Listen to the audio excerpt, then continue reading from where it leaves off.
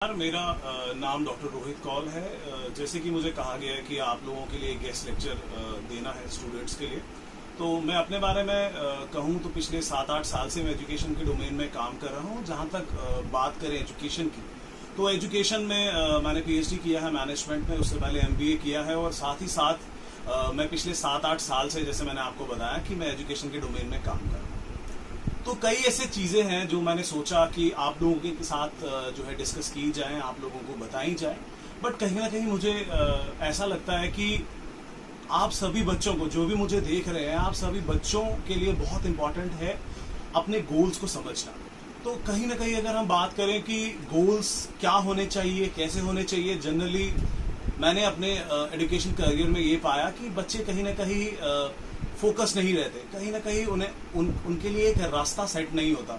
तो हमें ये चाहिए कि सबसे पहले हम एक अपने लिए एक रास्ता देखें और हम सबसे पहले ये समझें कि हमें जाना कहाँ है। जैसे आप सभी बच्चे जो मुझे देख रहे हैं, आप सभी को मैं ये बताना चाहूँगा, पढ़ाई का या किसी भी काम का अगर आपको अपने लिए करियर चुनना है, उसका भी एक तरीका है, एक रास्ता है जिसपे चलकर आप लोगों को उस करियर तक पहुँचना है।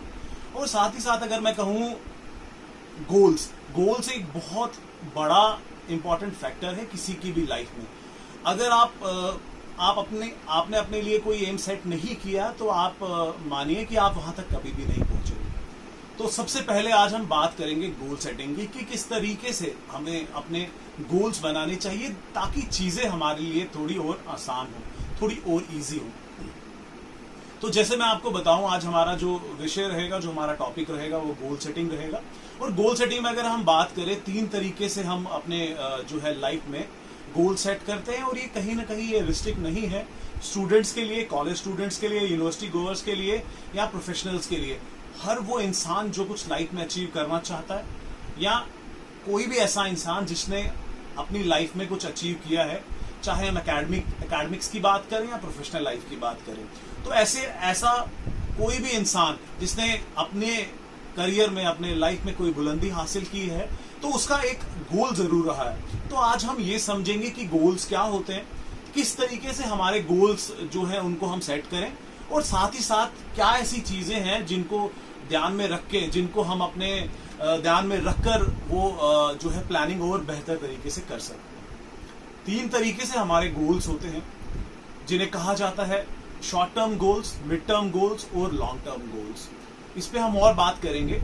शॉर्ट टर्म गोल्स की जहां हम बात करें कि जो बिल्कुल इंस्टेंट, जो आपके सामने प्रायोरिटी है आपकी, जैसे आपके 10th के एग्जाम आ रहे हैं और आप एग्जाम की तैयारी कर रहे हैं और कुछ ही दिन रह चुके हैं, तो वो आपका कंसिडर होगा शॉर्ट टर्म गोल्स में। मिड टर्म गोल्स की अगर हम बात करें कि आने वाले टाइम में 10th के बाद मुझे क्या सब्जेक्ट्स लेने हैं, मैं क्या स्ट्रीम लूंगा, तो वो आपका कंसिडर हो सकता है मिड टर्म गोल्स में। और साथ ही साथ अगर हम लॉन्ग टर्म गोल्स की बात करें कि जैसे आपने अपना 10th पास कर लिया, 11th 12th पास कर लिया, आप कौन से करियर डोमेन को सिलेक्ट करना चाहते हैं, किस करियर की तरफ आप जाना चाहते हैं। तो लॉन्ग टर्म गोल्स की जो है प्रायोरिटी थोड़ी लीस्ट रहती है। अगर देखा जाए तो प्रोफेशन चूज करने में आप किस तरीके का करियर लेना चाहते हैं, वो लॉन्ग टर्म गोल्स में हम सिलेक्ट करेंगे। और सबसे पहले मैं आपसे ये कहूंगा कि मैंने जनरली पाया, क्योंकि मैंने गवर्नमेंट स्कूल्स के साथ काम किया, मैंने आर्मी स्कूल्स के साथ काम किया, मैंने प्राइवेट स्कूल्स के साथ काम किया, टीचर फ्रेटर्निटी के साथ, प्रिंसिपल्स के साथ, एजुकेशनिस्ट के साथ, एकेडमिशियंस के साथ, स्कॉलर्स के साथ काम किया। तो कहीं ना कहीं जब अलग अलग फोरम्स पे हमने डिस्कस किया कि बच्चे जनरली वो अचीव क्यों नहीं कर पाते जो वो करना चाहते हैं। सबसे पहले मैं इसमें बताता चलूं कि आप लोगों के गोल्स जो हैं वो स्मार्ट गोल्स होने चाहिए। यहां पर स्मार्ट गोल से मेरी समझ ये है, SMART,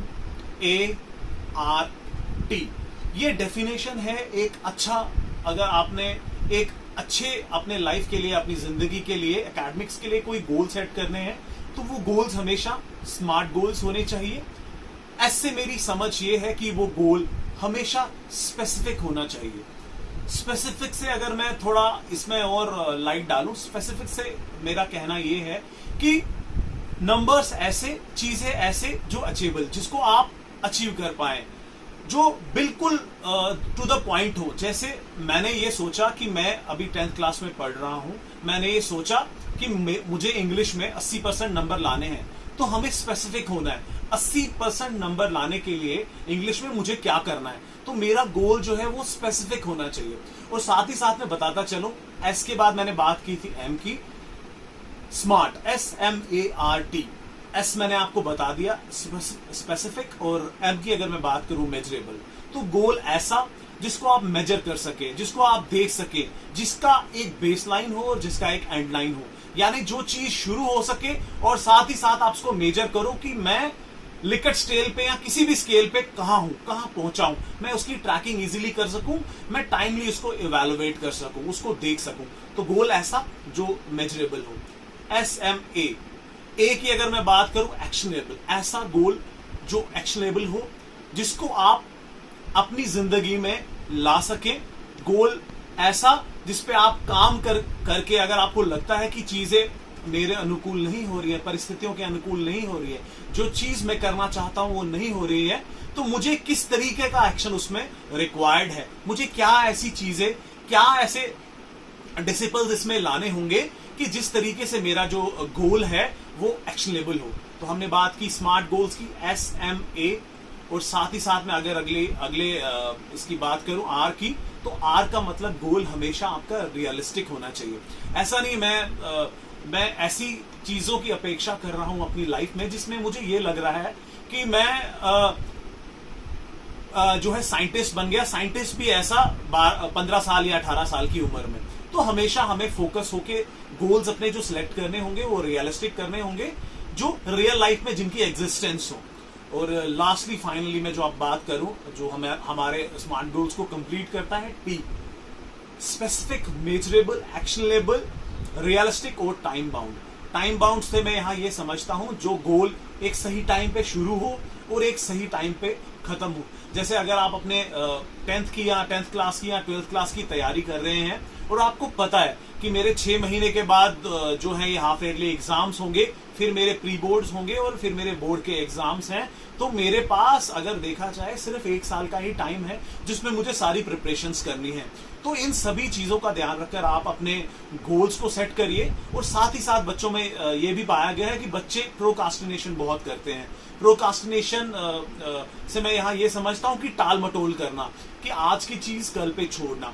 तो आप एक डायरी मेंटेन करिए जिसमें आप ये डिसाइड करें कि अगर हम सिलेबस की ही बात करें, आप बोर्ड की तैयारी कर रहे हैं या किसी भी एंट्रेंस एग्जाम, किसी भी प्रोफेशनल एग्जाम की आप तैयारी कर रहे हैं, तो आपके पास एक हैंडबुक हो, एक डायरी हो, एक ऑर्गेनाइजर हो, तो जिसमें आपको ये सारी चीजें ध्यान में रखनी है कि अगर मेरा कोर्स का कंटेंट ये है, मानिए 12 चैप्टर हैं, तो पहले 2 महीने में मुझे कितना कंटेंट कवर करना है, कितने चैप्टर्स कवर करने हैं, 6 महीने के बाद मुझे कितना कवर करना है।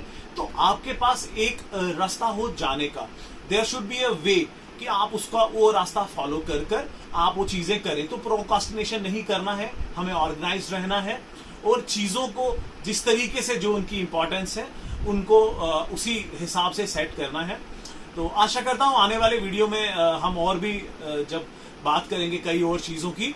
और तो बेस्ट ऑफ लक आप सभी लोगों के लिए जो भी मुझे देख रहे हैं। तो इन केस अगर आपको कोई भी इशू आ रहा है आप मुझसे कनेक्ट कर सकते हैं।